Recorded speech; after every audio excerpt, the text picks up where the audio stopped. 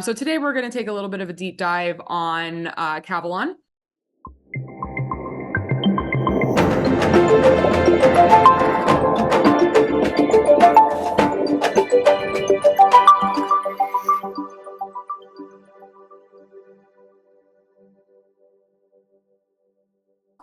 Kavalan is it's from Taiwan.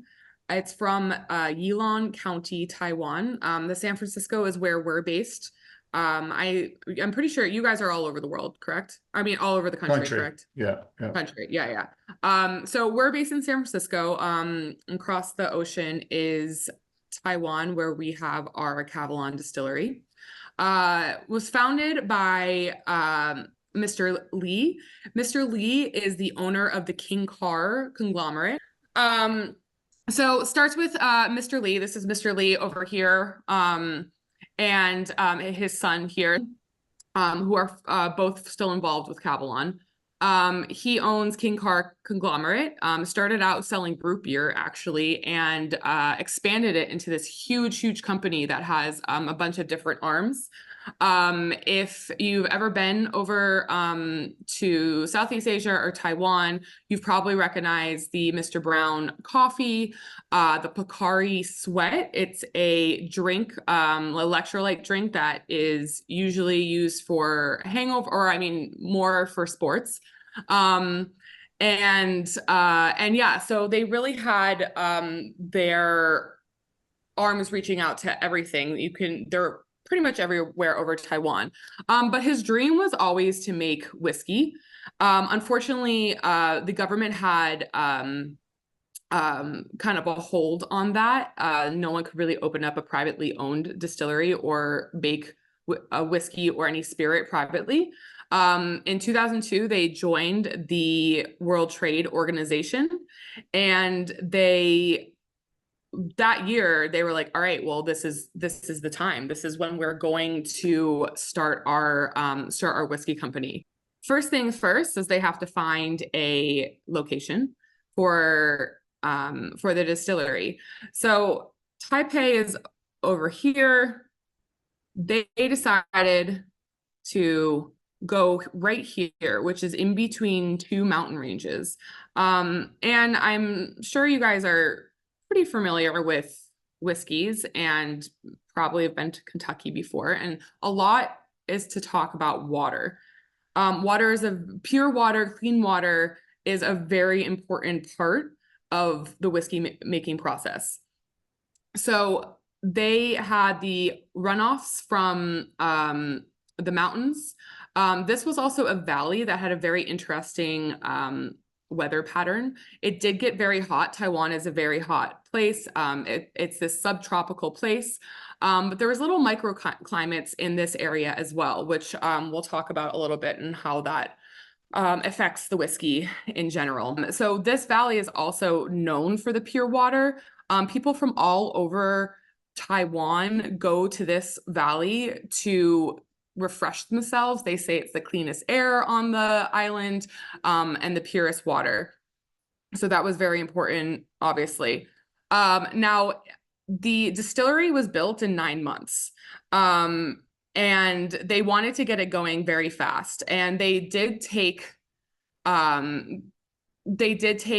Scotland and Scotch into consideration. This is, Scotland has been making whiskey for a very long time. And they wanted to make sure they wanted to do a single malt. While they wanted to make whiskey in a Scottish way, Taiwan is very dissimilar to Scotland. Scotland has a much more temperate climate. I was there a couple weeks ago. I had 2 weeks of sunshine and warm weather, which I've been told is very unusual. I was very lucky for that, but typically, a little bit cooler temperatures, rainy, and definitely not as humid. So they start making this whiskey in Taiwan. They're like, I'm not sure about this. This isn't coming out how we hoped. So what they needed to do is bring in Dr. Jim Swan. Now, the late Dr. Jim Swan is a whiskey distillery consultant, basically. He spent his whole life studying flavor and studying wood maturation. So he really was the perfect person to bring in and kind of assess their distillery and make sure they're working with their climate and with the location, instead of fighting against it. They temperature control the fermentation tanks. So they put jackets around the fermentation tanks to make sure they didn't overheat. If you overheat the fermentation, you're not going to get the good flavors that you typically want from fermentation. You'll get more of like the sour, bitter flavors instead of those like tropical fruits and the those fruity notes. So he was very important to come in. He also worked with some distilleries in India, Kilchoman on Isla. So he had a lot of distilleries underneath his belt. And he was kind of like a local celebrity in Taiwan, at least, because he really was able to, see through their dream, and understand it and make it happen.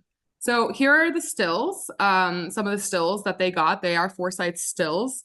They're huge. The room is huge. I felt very tiny sitting next to these stills, but it is a double distilled product, a single malt. So they're using 100% malted barley. And this is the lineup that we're going to be tasting today.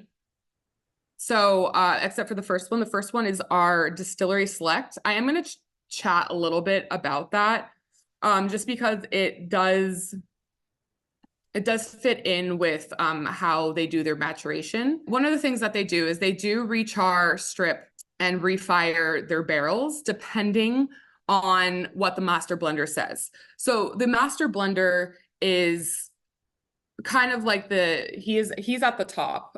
He's the flavor. He knows the flavors. He knows what is supposed to taste like. So he'll be tasting throughout the lifetime of a whiskey in a barrel. He will be tasting and seeing if this barrel needs to be recharred. Now this is behind very, very thick glass, and you might be able to hear, but you could feel the heat through the glass. No, you definitely can. You definitely can. So they are completely recharring. So they are reactivating the wood, basically.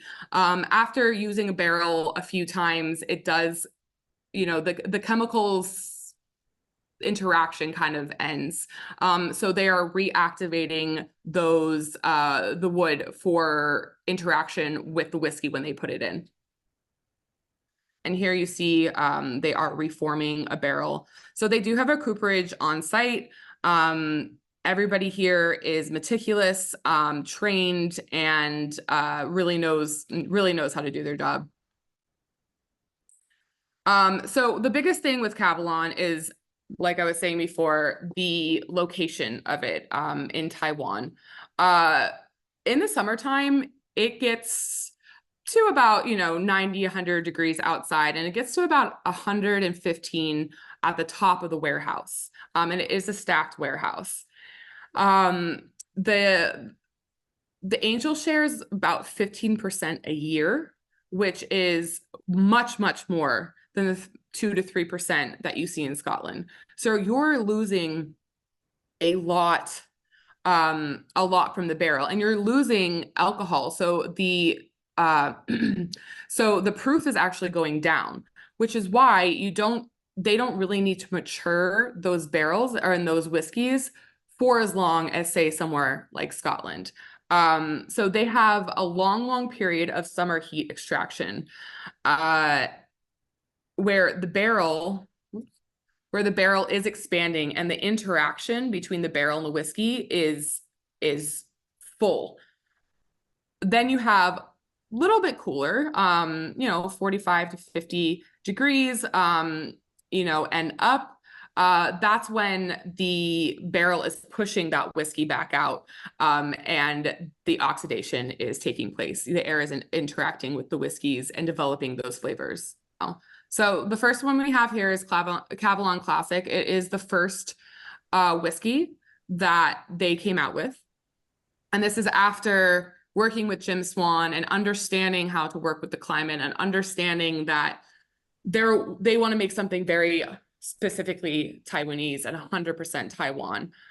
So this is what they get. I'm not going to put the tasting notes up until maybe we chat about it a little bit. I also can't see you, so please, you know, take a sip and let me know what you're tasting. Any thoughts? It's a wonderful nose. Really sweet. Yeah. It's like peaches and mango. Yeah. So this is where they're using majority of ex-Bourbon barrels, but they are using a small percentage of sherry. And please don't ask me for the percentages because I don't think they ever told us that. But you are getting a lot of the ex-Bourbon. And one thing that Jim Swan also kind of talked to them about and put into place for them was using American oak, because in the hotter climates, European oak could turn a bit bitter on the palate, and where American oak will still bring out those really beautiful deep vanilla and caramel notes. So for me, at least, this is the case where the nose doesn't quite match the palate. Like on a palate, it's a bit peaty almost, just a little bit, not a lot. Okay. It's very pleasant, but it's not as sweet as the nose would lead you to believe. What kind of sweetness are you getting on the nose? Like peaches, mango, those are two predominant. Yeah. Melon almost also. Yep. Yeah. Yep. It reminds me of like Oban or maybe Glenmorangie, somewhere in the middle area there. It's got a neutral spirit kind of thing, you know? Yeah.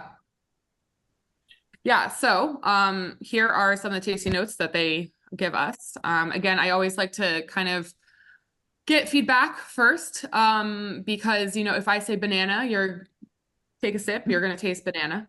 But yeah, I mean, those tropical fruits, the pear drop, vanilla, coconut, a lot of this is coming from the fermentation. A lot of it's coming from the barrel as well. So it's kind of like that split. Yeah, I was looking for that. I guess the palate is right on point for me. It's that it has the mango with the spicy complexity. It's a little flat for me though. Like it a little falls flat on a mid palate. Lands well, finishes well, but on the mid palate it's a little flat for me. Anybody else? I did get the light smoke, like the peatiness right off the bat, but it wasn't heavy. But the sweetness continued to carry through for me also. This is what's the proof on this one? It's 80 proof or 85? This is 80 proof, yeah. 80 proof, yeah. So again, like I was kind of explaining before, this didn't age for 12, 13, 14 years. Whereas in Scotland, if you put it down, you'd probably have to age it for that long. This was aged probably from 4 to 6 years. And that's kind of where they found the sweet spot. So that was the classic. That was just kind of like your first run go-to. And if you want to make a cocktail out of it, you can. That's more of like the distillery selects job. But then we have our port cask finish. So we go through the whiskey process. We are aging it in ex-Bourbon barrels, and then we take one more step and finish it in ruby port barriques. I think this is the one we actually tasted the first time around, right, Rose? I think so. I do usually suggest this one. It's kind of my favorite. If we're tasting one, I think it's really cool to see how they're aging it and finishing it in those port barriques. I find the flavor to be just really well-rounded. I like that port finish. All right, so any notes? I mean, we've got the picture there, so that could give a little bit of a clue what will be written there, but any feedback from this one? I was gonna say honey, a little bit of honey for sure. Yeah. I get honey as well. I don't get port off of it though. And I think maybe because, I mean, ruby port you would think would be extra sweet, more like Tommy, but it has like a white wine finish. If I had to guess, I wouldn't guess port. It's like blackberries or a berry type thing, but not. Mm. And again, no pour. And the color's nice. The color looks deep like that, but I didn't get very much in the taste. Very light for me in the taste was on the palate. Yeah, so this one comes in at 43 ABV. A little bit higher, but I think the finish at the end that they do does soften it a little bit compared to the classic. Is this all pot still? Yes, yeah. So everything is made in, just so you guys know, I can't see the chat unless I bring it up. So I'll read it. okay, yeah. Keep sharing. I want to know what your thoughts on it are. Michael Johnston likes the finish on this one. Very nice dry finish. Jamie says he gets notes of cooked peanuts, mainly on the nose. Oh, okay. Cool. So here are some of the tasting notes that they give us. So yeah, the honey, vanilla, coconut, candy floss, or cotton candy. Not a ton on the palate, but I think you guys really hit it on the head with that. There's a bit of a peak coming through as well on a palate for me. For Pete? Mm-hmm. Okay. Like so all of these pleasant. are unpeated, but I think that the oakiness is a little bit different than you would find in, For sure. because of that heat and because of the humidity and because of that constant interaction. I think the oakiness sometimes translates to a little bit of like a smoky medicinal. Mm-hmm. So if you guys couldn't tell already, they are named after music. We have the concertmaster and now we have the conductor. And this was on purpose. This was kind of like them, comparing their blending and their whiskey making to have a symphony. You have to have all different instruments. And when they're blended together, you get this beautiful music. So that's really where that's coming from. King Car Conductor is similar to the classic in the fact that it is ex-Bourbon and ex-sherry. Aged in ex-Bourbon, ex-sherry, but this one has a slightly higher percentage of whiskey aged in sherry barrels than the classic does. This one also, if you do like it, I would recommend maybe buying a bottle or two. This one will be discontinued, and we are replacing it with the triple sherry. I definitely like this one more than the first two. Okay, what do you like more about it?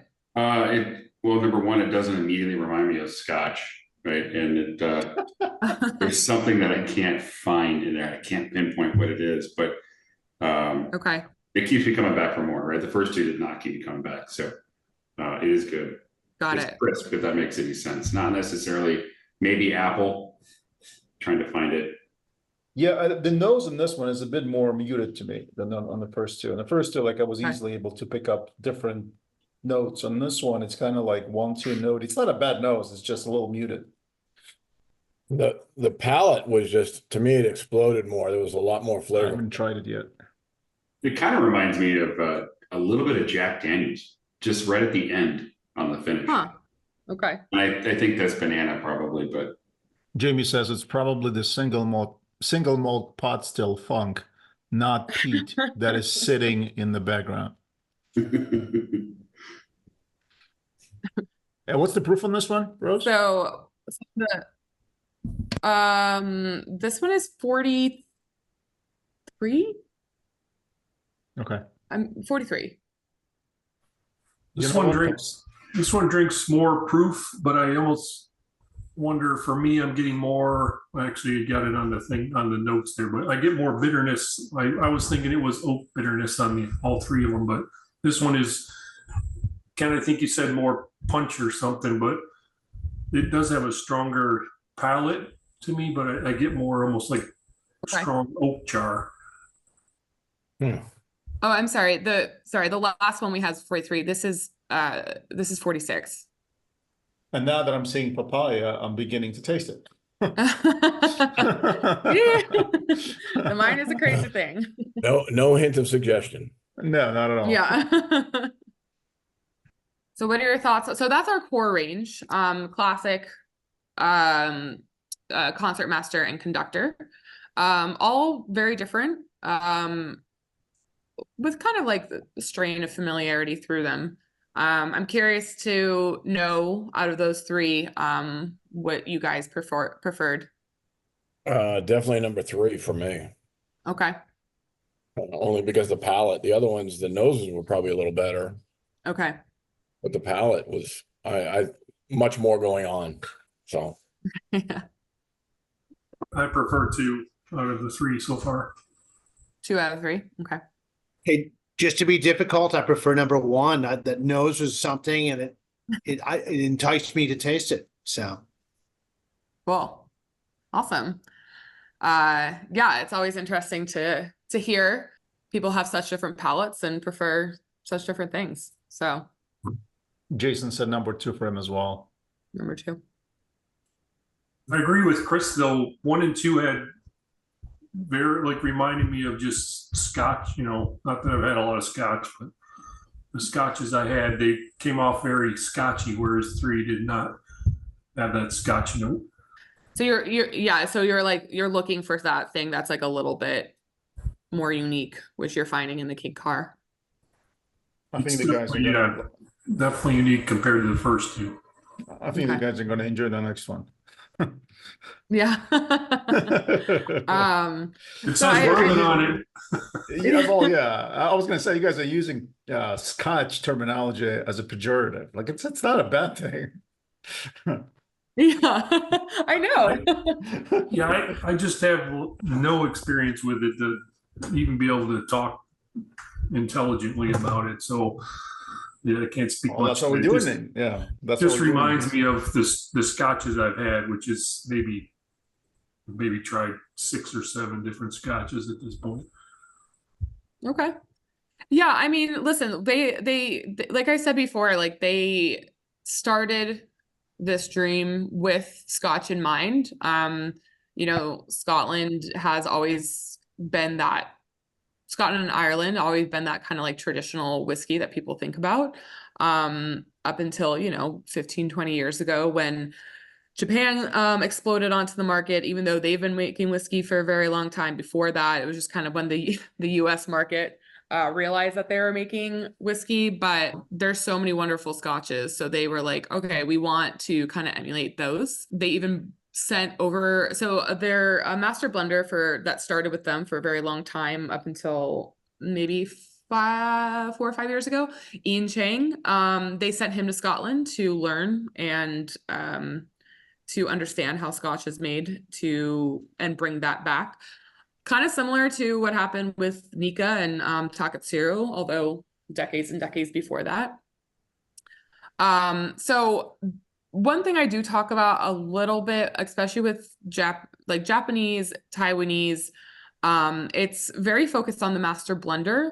If you go to a bourbon distillery, typically the focus and the terminology is master distiller. It's all about them. For Kavalan, it is about the blending and the blending team. They have the vision and they have the flavor, and then the distilling team and the production team work together to create that flavor that is in their mind.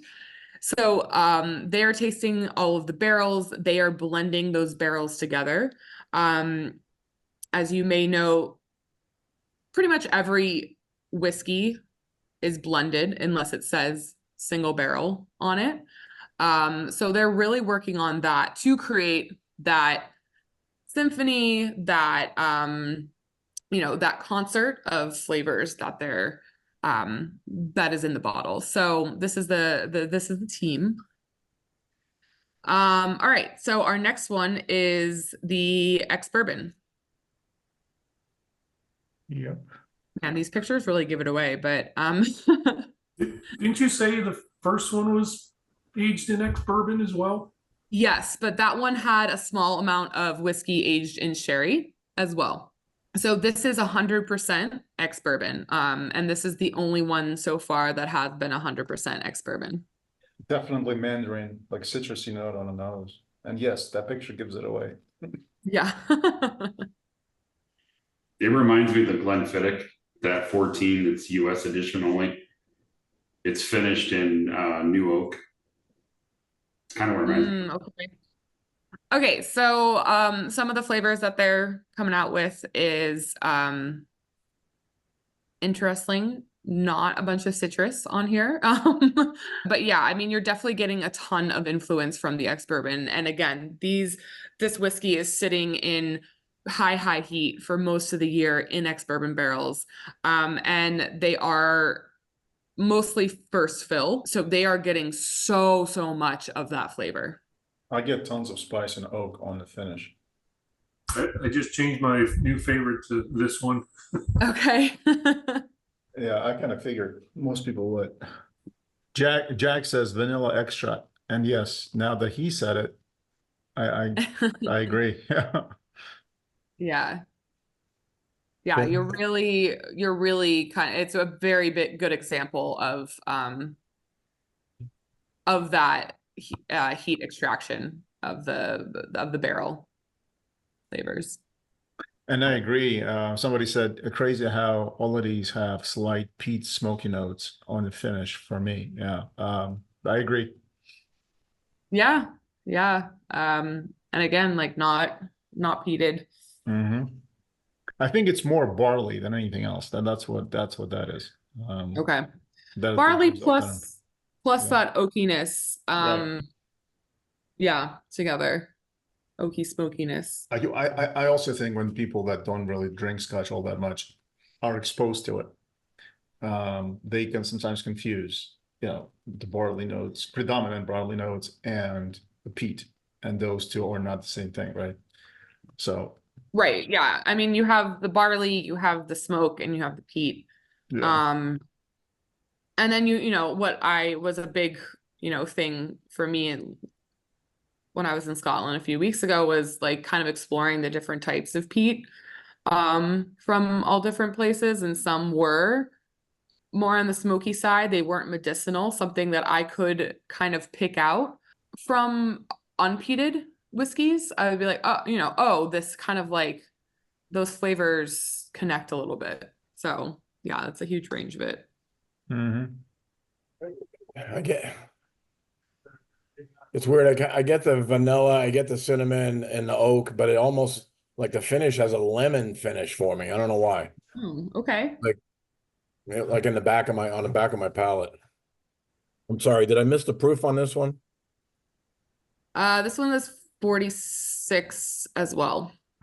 This one and the next one that we're going to taste, they were originally part of the Soliste line, which is the cask strength line. They kind of brought these into the core range, proof down, just to have like out there, which I think I know you guys are apparently a very big overproof crew, but I think this is a really nice example, again, of the maturation and kind of what can come out of Taiwan without being overwhelming to a lot of people.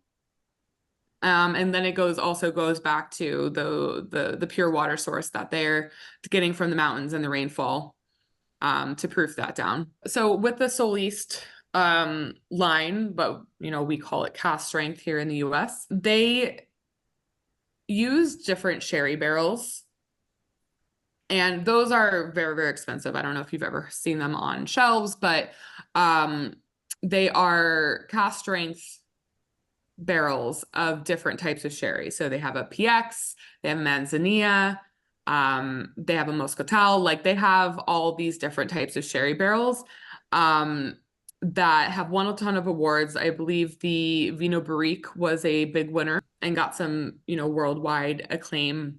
Again, like the ex-Bourbon, and they wanted to have something that was a little bit more accessible. So this is a proof down Oloroso sherry. And this is 100% in Oloroso sherry barrels. So you see by the color, this is not, there's no artificial coloring in this. This completely comes from the barrel. I just noticed the bottle says soliste, like you said, not, I kept reading it as soloist.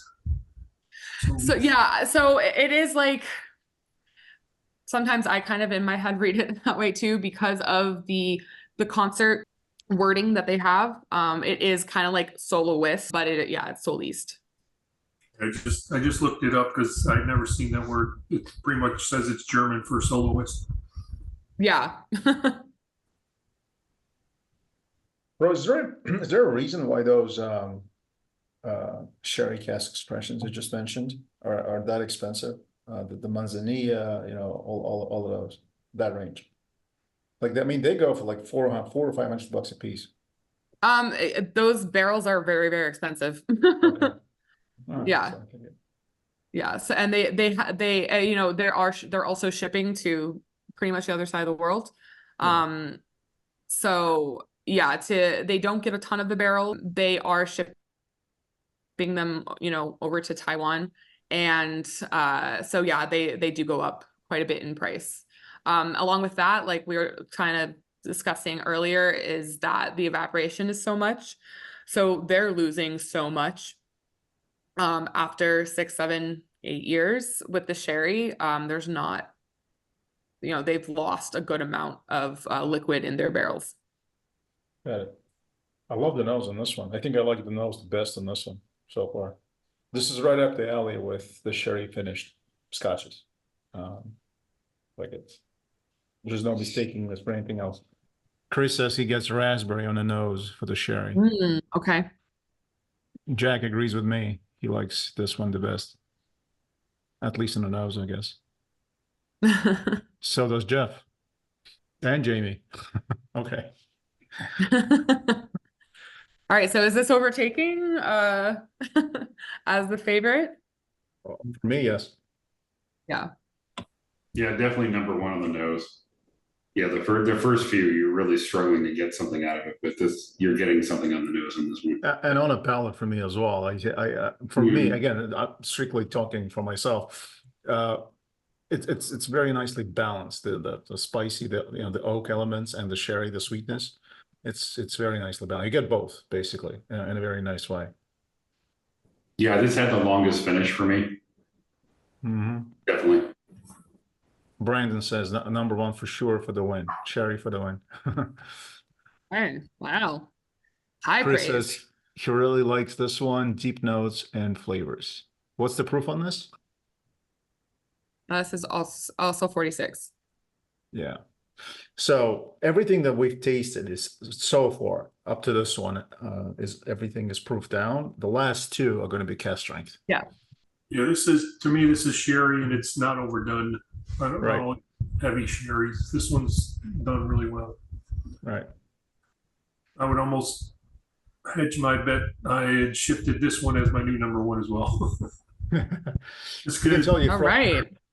from the retail standpoint, as someone who does this for a living, this one and the ex-Bourbon are the best sellers. Ex-Bourbon for the obvious reasons, because it appeals to people that drink bourbon. But then the people that actually tried the sherry oak, they come back. They come back for it. Jeff says boldest flavor so far. Interesting to see all the nuts in the picture. He gets a touch of that, but maybe the overall viscosity and smoothness comes off of those nut notes. Okay.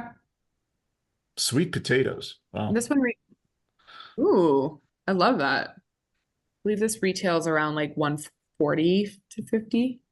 Yeah, some nuttiness, spices, dried fruit. I think you guys had some I love the sweet potato note. Deep mahogany around Burgundy. Wow, I haven't heard someone do an Anchorman quote in a long time. This is just a little video to give you a sense of Kavalan.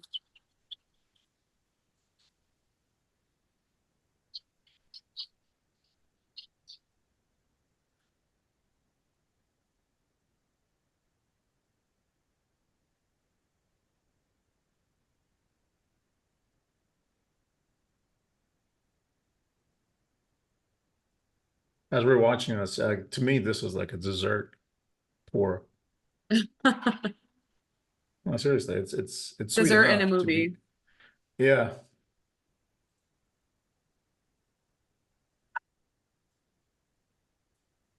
When they're recharring barrels, do they stick to a similar scale like they do over here in the US with char levels? What was that? When they're recharring the barrels, do they stick to a scale like they have Yeah. in the US for the char 3, 4, 5? You know what? I actually am not sure about that. I want to say they have probably their own very specific system. I've never heard about like an alligator char or char 4 coming from this brand. More they focus on like they do the rechar. So no, I'm not totally sure. So this is just an example of some of the cask strength series. We have the Vino Barrique, Port Cask, Oloroso, ex-Bourbon. So you can get the Oloroso cask in cask strength, like the one you just tried, but the higher proof. So this is kind of what they look like. And then we have the special ones. We have the rum cask. So yeah, I mean, there are a lot, with most of our brands that we work with, there are expressions from the distilleries that are more focused towards European markets or the Asian markets, the local markets, the US markets. So this sounds like something that is not really focused on in the US market. Maybe it's more of a local market kind of distillery exclusive type of thing. So I'm very curious to hear your thoughts on that, especially after trying the ex-Bourbon and the ex-Sherry. And yeah, let me know. What's the proof on this one, the rum finish? These two are cask strength. Michael, do you I'll look have up. that? Yeah, I info? do. I Yeah. do. I think it's like around 110 or 108, but let me take a look. I definitely like this one the best. I usually don't like rum finishes by themselves. So the brandy one, the other one that we haven't tasted, that one is 115.6. This one is 101.6. Okay. Oh, so that's a big jump. Okay. Yeah. It's weird. I get just a hint of tobacco on the end of that. Okay. Yeah. Yeah, I get the tobacco leather note on a finish, but on a palate, it definitely has traces of rum, in a nice way too. Like the thing with the finishes is that it's really easy to overdo them, and Kavalan is really great at not doing that, in my experience. And it's something that they have really had to learn because of that that heat. You finish something for a little too long, and that flavor can be completely overtaken. So I think this is also a very cool way for them to show their expertise and craftsmanship and understanding of how it all works. Yeah, I agree with Jeff. He says instantly sweet, then a punch of spice. That's pretty much on point. Okay. There's also like a note of like almost like a orange zest. Okay. I get that on this. And this one goes back to more of the notes I was getting out of 1 and 2, just at a higher proof, like cat being cask strength. It's got, for lack of a term, it's got more of that either pot still or barley note to it for me. I don't get a lot of rum on it, but I like the proof on this one. Obviously, this is good. Yeah, it's more classic Scotch, right? Scotch style whiskey, if you will, for sure. But again, nicely done. And I think because of the higher proof, like there's a little bit more flavor in this. Sounds like this one would pair nicely with a cigar. It could stand up to a cigar. And Jamie says, and I agree with him, he says, it's no Angel's Envy rum rye. That's for sure. Yeah, it's not as sweet. There's a hint of sweetness, like I guess I would say on the front palate almost. Like when it lands, like you can get it, but then it can dissipates and finishes dry and leathery tobacco notesy when I finish, if that's the word. I think I still prefer the sherry over this one. Okay, I was gonna ask, has this surpassed anybody's sherry or? They're different for me. Yeah, very different.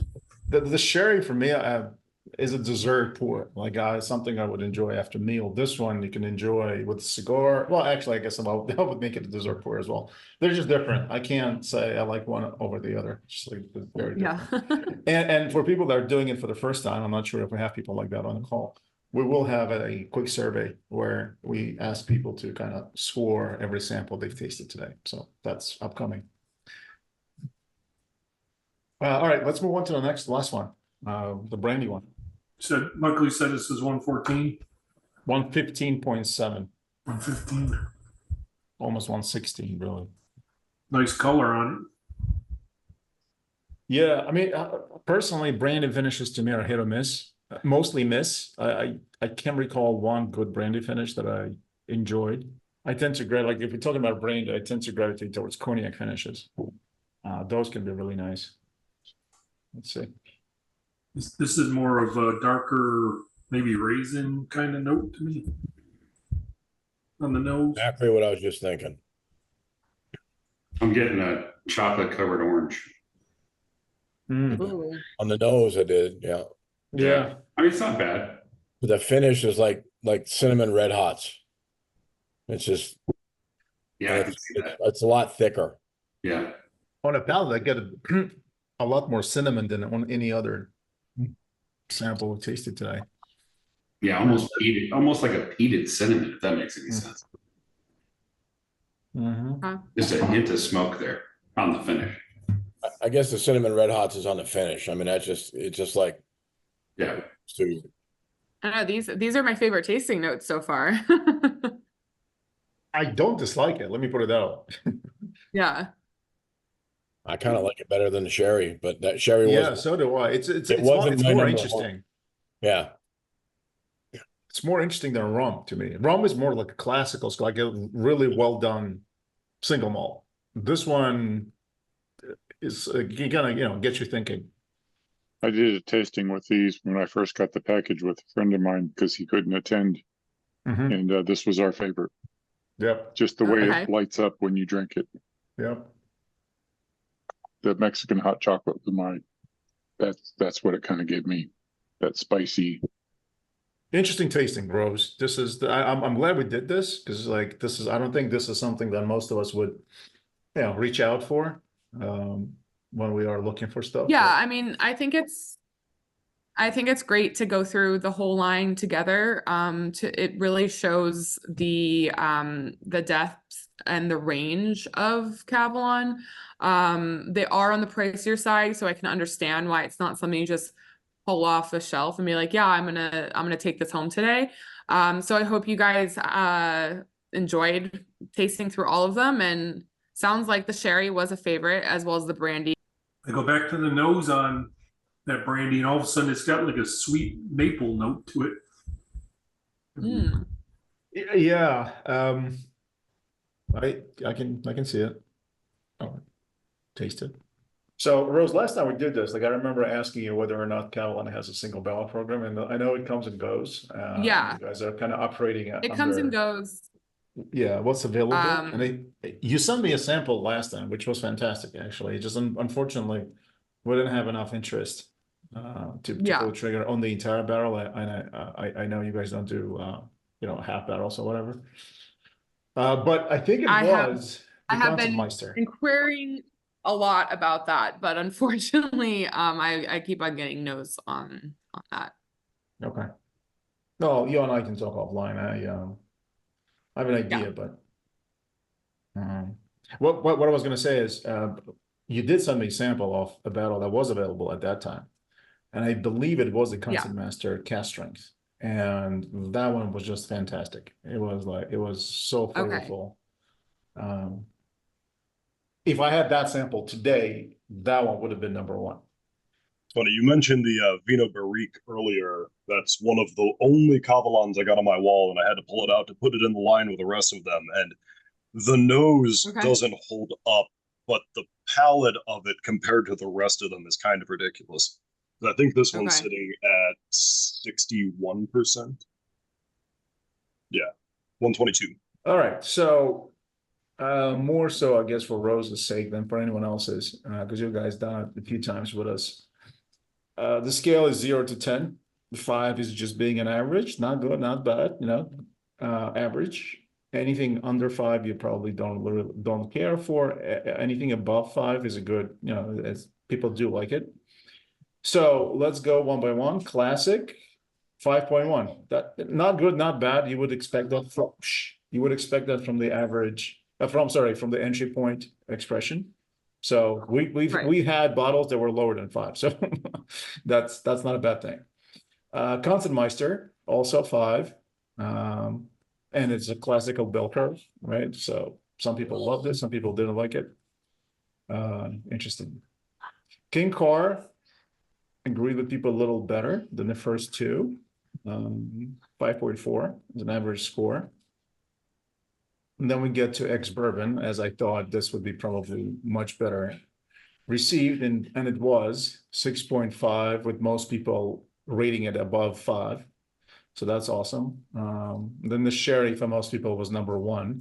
I think skipping forward. Yeah, that's number 1 from today. Barely, but it is number 1 from today. Ex-sherry. Yeah. And then rounding out the experience were 2 cask strength releases, rum and brandy cask. 6.3 for rum. Interesting. And almost 7, 6.8 brandy. So if you're keeping score, sherry was number 1. On its heels was brandy cask finish, and then I think and then ex-Bourbon, actually. Ex-Bourbon was number 3. So those are your top 3.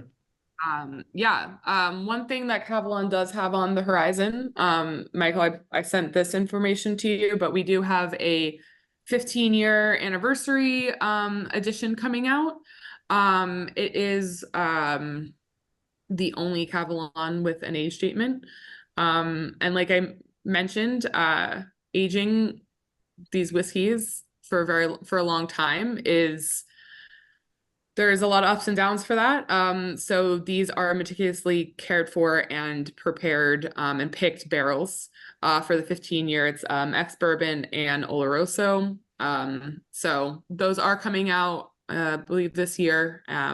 Michael would have more information. I have more information for him as well if there's any interest in that. Yeah, those are going to be pricey, but those are very limited in nature. And so the price kind of reflects that. Yeah, we are getting a very small amount. Yeah, if anybody's interested, let me know and I'll ask Rose for one. I don't think we're going to be carrying them in a store, but if there's an interest, then I'm happy to help out. All right. Any thoughts on today? Like I said, it was a very different kind of tasting today. Normally, I think it was more educational in nature for most people, right? Because most of us are bourbon drinkers, and so we can opine a lot more about bourbons that we're drinking. When it comes to stuff like this, oh, sorry, my case went nuts. When it comes to stuff like this, it's always like more of an educational session than anything else. But I'm very glad we did it. Anybody else? Yeah, like I said, for me, I maybe have tried 6 or 7, so now I can bump that up to 13 or 14. So that just doubled my single malt consumption. So amazing. I like when we do these. I like when we do these because it does expose me more. Just to what else is out there. So I like the opportunity to really try the variety. Yeah, from our standpoint, like from the club standpoint, we're doing this with one mission, which is to expand people's palates. Like, it would be great to always taste bourbons, but it would be very repetitive and not really interesting. And so we'd like to challenge people's palates. it's fine if it doesn't agree with you, but at least you've tried it, right? At least you can say, hey, I've tried it. It's not my cup of tea. It's or bourbon or scotch, whatever the case might be. But at least you've tried it. And so this is the great opportunity to try vast variety of what's available on the marketplace. Yeah, I'm glad I tried it. I mean, it's eye-opening to see something from Taiwan. I've never had that before.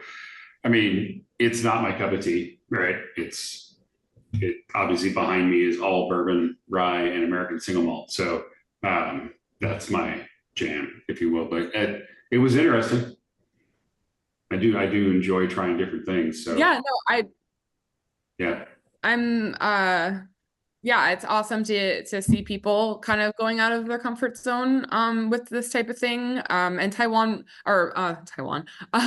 hasn't been around as long as many other whiskey companies, especially Scotch companies, a lot of bourbon companies. You know, the first drop of new make came out in 2006, March 11th at 3:30 p.m. if anyone gets very specific, but yeah, they've been growing and learning and winning a lot of awards, and I think one of their missions too is to really expand people's knowledge of whiskey, world whiskey.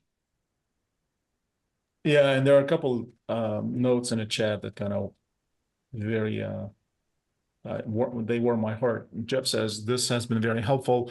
Always good to know other things you can find you'll like on the shelf. There are a couple here I would absolutely buy. And then Michael said this one, and Amrut tasting went way out of his comfort zone, but he's enjoyed the trip. And so that's exactly why we do it. Cool. All right. I know it's getting late on the East Coast. If you guys don't have any other comments, we'll let Rose go. And again, thank you very much, Rose, for taking time and making this happen. And thank you guys. Yeah, thank you guys so much. I appreciate it. And yeah, enjoy the rest of your Kavalan. Make them fly us out to Taiwan. Perhaps we'll pick about that. Yeah. In the winter. Yes. Yeah, they sent me out. They sent me out in July, so that was pretty brutal. So thank you very much for your time, All right. Jack. I appreciate it. Thank you, Rose. Thank you very much. Cheers, guys.